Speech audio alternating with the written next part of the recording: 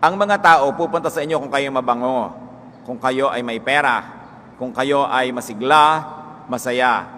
Kung puro luksa kayo, sugat, dusa, hindi kayo pupuntahan. Huwag na kayo magdamdam, natural yun. Di ba ayaw mo magpunta sa mga kamag-anak mo na wala namang gagawin kundi dumaing?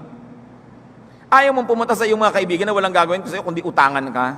Yung tuwing pupunta ka sa kanila, sariwang-sariwa, pag uwi mo lanta ka kasi sinipsip nila lahat ang iyong lakas ng kanilang mga hinaing, reklamo, problema.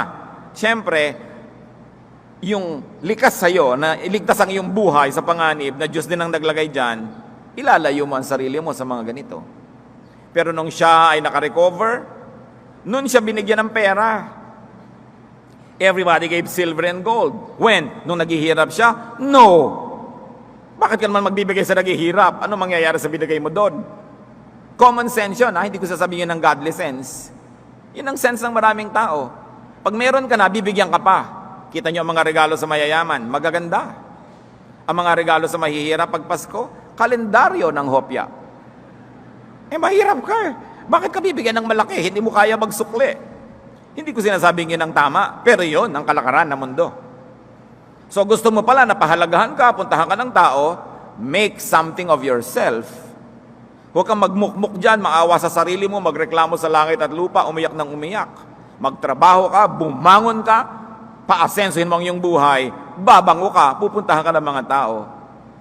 Kaya sa mayayaman, yung mayaman na, yung pa ang marami nagpapadala ng bulaklak pag namatay. Yung halos hindi ka na makalakad sa dami ng bulaklak doon sa koridor.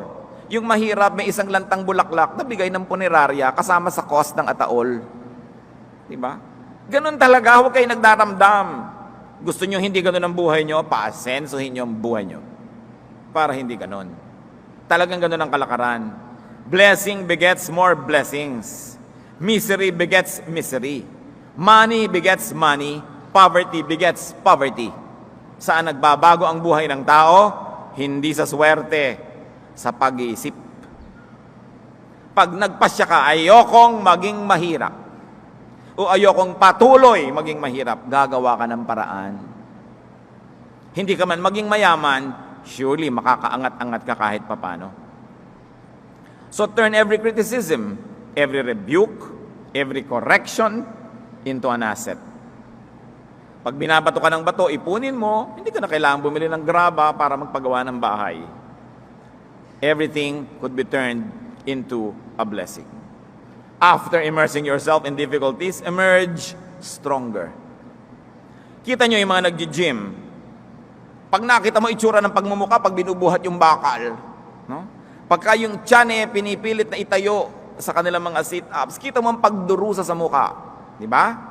Pero pagka-shower niya at paglabas, aba, ang lahat ay napapatingin at muling napapatingin.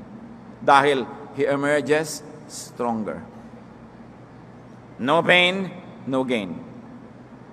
So habang ikaw ay going through pain, imaginein mo na kung maganda ang iyong attitude, this pain will turn into gain. Ang mahirap, nagdusa ka na nagdusa, tapos wala pa rin nangyari sa buhay mo. Natuto ka na ng natuto, pero hindi mo naman in-apply. Marami ka nang nalaman, hindi mo in-apply. Useless ang paghihirap. Pero bawat paghihirap, bawat pagdurusa, pighati, kalungkutan, kung ang magiging bunga nito, you became better, you became stronger, then it's worth it. Tulad ng mga pagdurusa ng mag-asawang naghihiwalay, para lang magtrabaho ang isa abroad. O pareho sila pero magkaibang bansa. May pagdurusa. Pero may uuwian silang bahay na naitayo, na pag-aral ng mga anak, worth it. Pero yung nagkahiwalay na kayo, nagdusa kayo, pagkatapos nagka-boyfriend si babae, nagka-girlfriend si lalaki, nagkawatak-watak ang buhay niyo, wala rin kayong pera in the end, gulo-gulo pa kayo. Sayang ang inyong mga paghihirap. So may mga paghihirap na nakabuti, pero may paghihirap na nakasama. Alin na nagpasama? Kamangmangan. Kakulangan ng pag-iisip. Bakit hindi pakinabangan ng hirap? Kundi hirap na ang ending, hirap pa rin. Yun ang malungkot.